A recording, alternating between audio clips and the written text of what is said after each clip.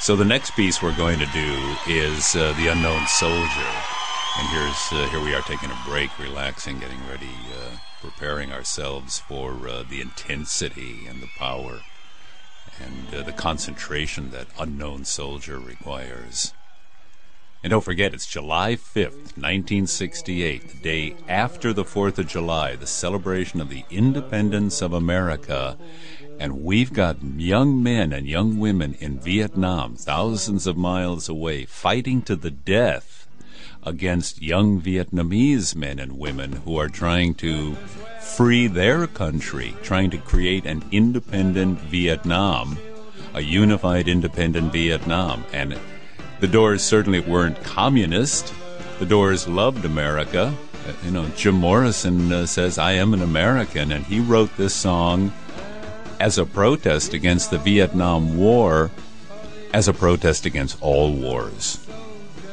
The Unknown Soldier is the tragic hero of war from the First World War, the Second World War, the Korean War, the Vietnam War, and all the wars of American history.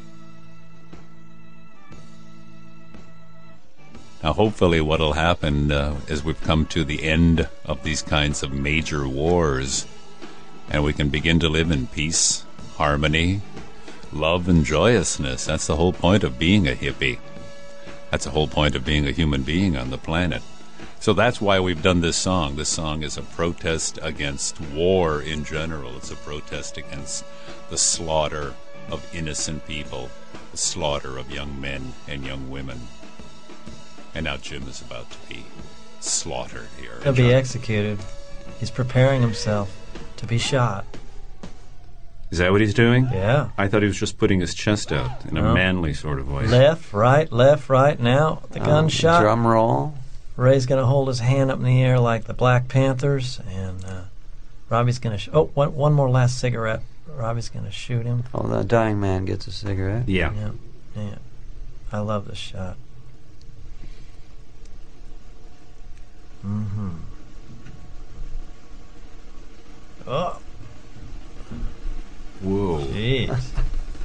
Now, it looks like he's connected to your guitar. Oh, man. Whoa. He really hit his head. He ripped his shirt, too. Yeah. Yeah, when Jim would throw himself down, man, he would do it for real. You could see that guy was going down. He scared me. Some nights I thought he really tried to knock out. himself out, man. He really did. He would love to be knocked out.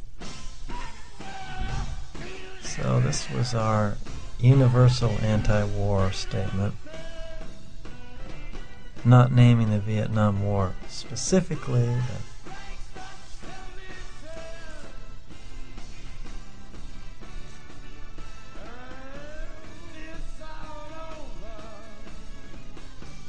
This got to number 24 on the national charts, which at the time was a miracle because it was against the war. I remember this Universal Soldier. That was the only song we ever actually tried on purpose to make a hit single.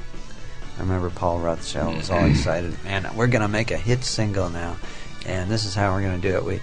We timed all these songs that were hit singles. Okay, it's got to be this many beats per minute. Okay, what key are all hit singles in? Okay, we're going to put it in this key. Every technical thing that you could do to make a hit single. Of course, it didn't work. Unknown Soldier. Universal Soldier was Donovan. Right. And that was a hit. See? It worked. Exactly.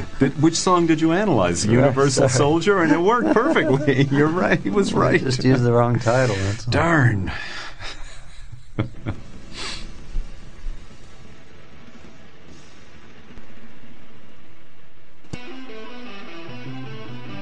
Spanish Caravan. I remember I used to go over to your house, bring Jim over, and you used to play some flamenco. And that's what kind of turned us on to your guitar playing. Finally incorporated it into a song. And what is that? That's an adaptation of a classical Spanish piece of music. What is it? Right. It's called Granadinas. Yeah. And I used that part. I figured, every flamenco player learns how to play that song. And so I figured I'd use some of it in this song, Spanish Caravan.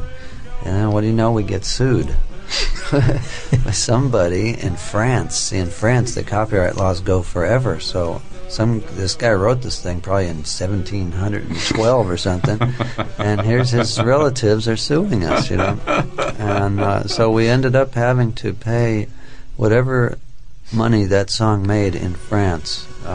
Over the years, they get that money. Went to the estate, the seventh, 10th generation down the line. Who is the composer? What's his name? I forget. And what's the name of the piece again? Granadinas. Granadinas. Yes. A famous flamenco piece, a classical flamenco piece. So that technique you used, I described it as looking like a crab crawling across your strings.